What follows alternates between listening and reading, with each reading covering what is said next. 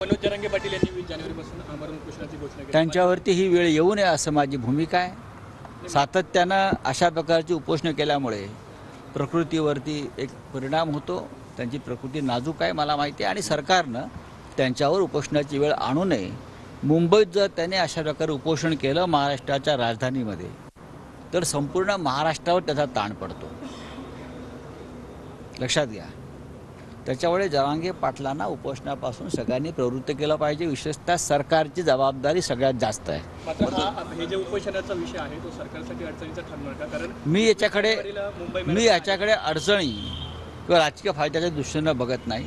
एक समाज संघर्ष करतोय, त्याचं नेतृत्व जरांगे पाटील करतायत आणि अशा प्रकारे सातत्यानं मोठी उपोषणं करून प्रकृतीवर एक प्रकारचा जो काय ताण पडतो तो पडू नये। त्यांनाही मुली आहेत, त्यांना एक कुटुंब आहे, त्यांचेही सहकारी आहेत। त्याच्यामुळे सरकारनं त्यांना उपोषणापासून प्रवृत्त करण्यासाठी पावलं टाकायला हवी। नाही, राम मंदिरच्या उद्घाटनाच्या तोंडावरच उपोषणाचा इशारा दिला त्यांनी। विस्तार केला। राम मंदिराच्या उद्घाटनाच्या दिवशी नाशिकला आमचं उद्घाटन आहे ना, महाशिबिर आहे। मुहूर्त तर आम्ही पकडतोच ना चांगल्या कार्यासाठी। 22 तारखेला मोदींच्या हस्ते राम मंदिराचं उद्घाटन अयोध्येमध्ये आहे। आमच्यासाठी पंचवटी हीच अयोध्या आहे। अयोध्येमध्ये मोदींपेक्षा जास्त आम्ही गेलेलो आहोत। मोदी प्रधानमंत्री झाल्यावर गेलेले आहेत। आम्ही आंदोलनात गेलेलो आहोत। आम्ही तिथे लाट्या काठ्या खाल्ल्या आहेत। आम्ही त्या संपूर्ण खटल्याचा आरोपी आहोत। मी स्वतः आरोपी आहे त्यातला। त्यानंतर मधल्या काळात मुख्यमंत्री असताना आणि नसताना उद्धव ठाकरे गेलेले आहेत। आम्हाला अयोध्या नवीन आहे, म्हणूनच आम्ही महाशिबिराची जागा ही पंचवटी निवडली। नाही, पण अयोध्याच्या वेळेस ठाकरे साहेब लेन साफ करत होते असे बीजेपीचे पदाधिकाऱ्यांचं बीजेपीवाल्यांनी आधी स्वतःचे अंतर्वस्त्र साफ करावीत, कपडे साफ करावेत।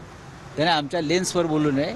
माननीय उद्धव ठाकरे आणि माननीय हिंदू हृदय सम्राट बाळासाहेब ठाकरे यांच्या नेतृत्वाखाली अयोध्येचं आंदोलन मोठ्या प्रमाणात झालं।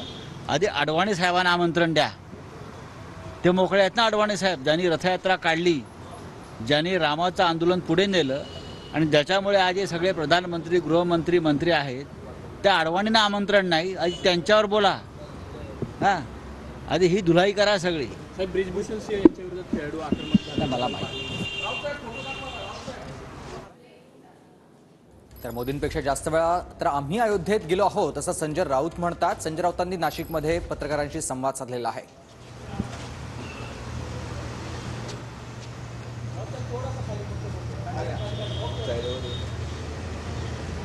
आणि हाही बघून घ्या भाजपच्या पदाधिकाऱ्यांचा, करा चौकशी करा। थँक्यू।